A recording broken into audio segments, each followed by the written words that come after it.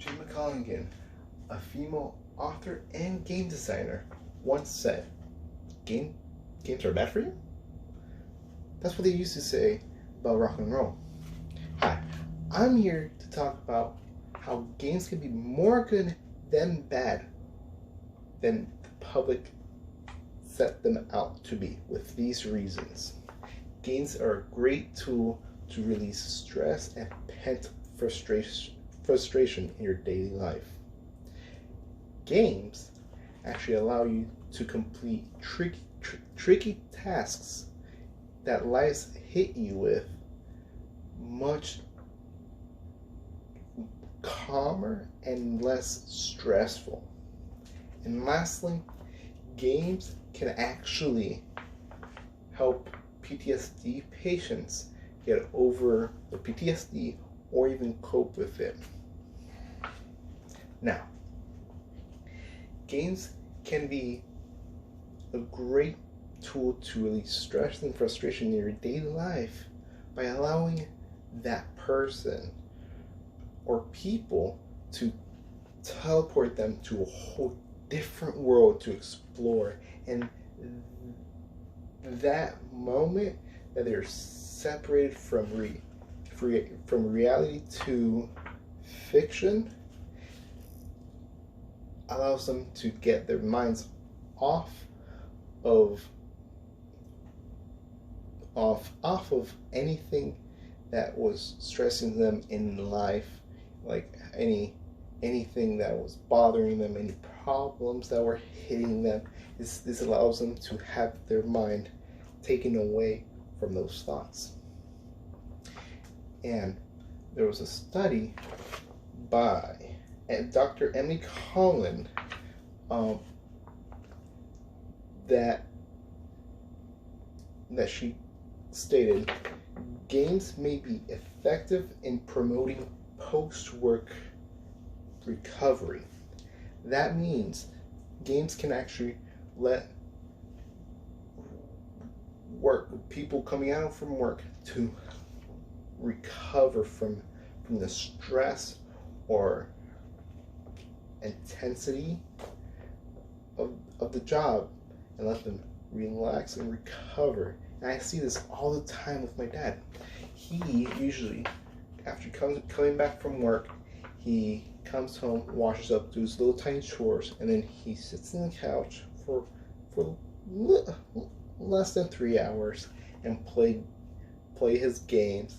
And I can see him relax and stress free and more jolly. And before he did that, he had more pent up stress. He was usually more tense, and it took him much more longer to actually relax. Now, second, games can be a great tool in life to complete frustrating tasks in real life, because games allow you to trigger things in your brain to solving puzzles, completing tasks left and right, and you're more exposed to those tricky tasks in game that kind of translate to real life, where you can take a tricky situation or task and take care of it, not faster, but more stress-free. There was a Texas A&M study that shows that male and female who play violent games long term handle stress better than non-playing adults and become less depressed and less hostile with following a stressful task. And I can see why.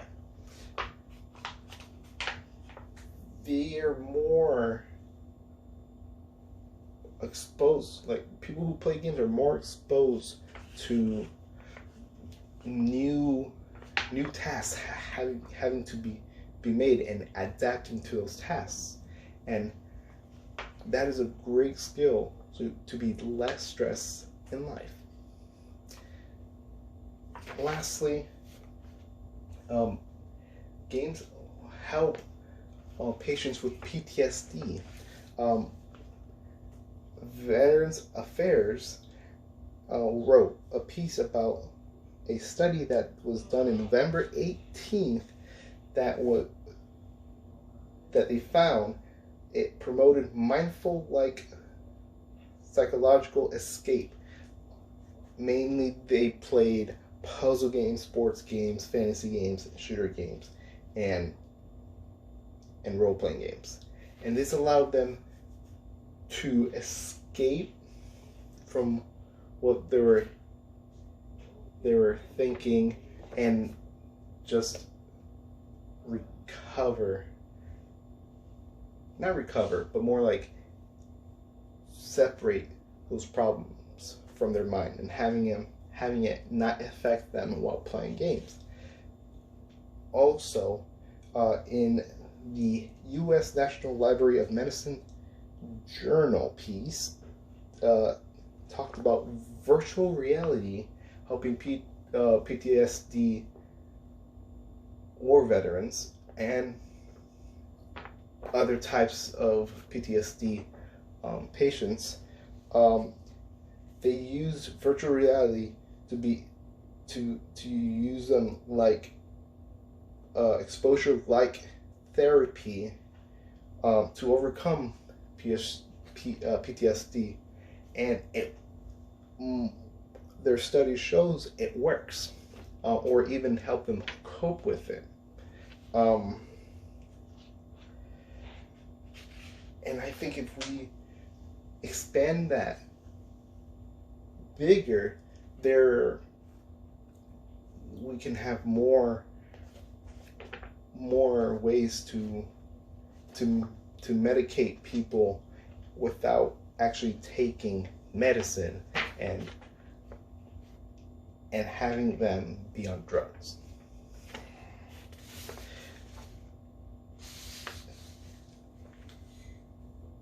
To be a little bit more devil's advocate, I'm not saying games are the holy choice, the number one choice, but they are. But they are, if they are used combined with exercise and with control and with actual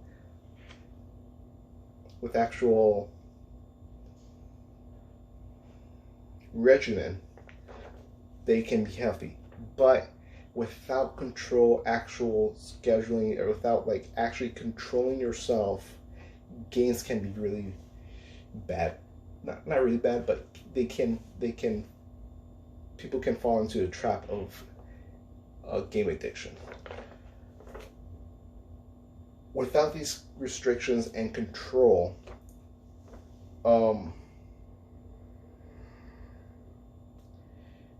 you'll get these urges to play, and those urges to keep playing are actually those reward-giving parts of the game that trigger in your head that saying, oh, you got a prize? Yeah, I want to play more. I want to play more. But that's the dangerous part.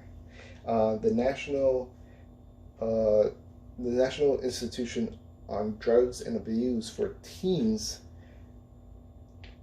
have talked about this in their more recent articles, that the dangerous part is not the game content, it's more of the game giving you rewards, and that reward triggering your dopamine in your brain to want more.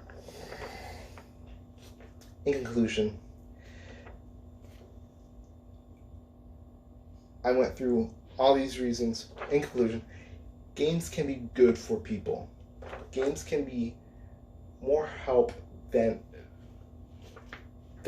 than on not helping, because games are a good tool to release stress and pent up frustration and stress and release them.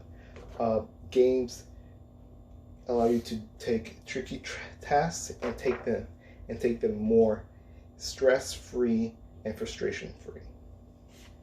And lastly, games can be a great tool for patients with PTSD.